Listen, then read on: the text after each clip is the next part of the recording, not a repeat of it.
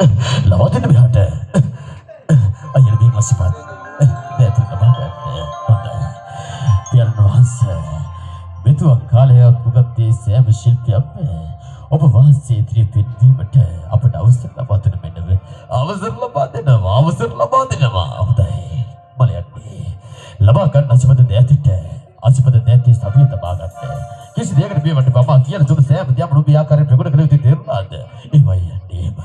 පියරණ වහන්සේ එසේ නම් අපට අවසරයි පිටුපට අවසරයි හොඳයි අවසර ලබා දෙනවා හොඳයි අවසරයි මලයට අවසරයි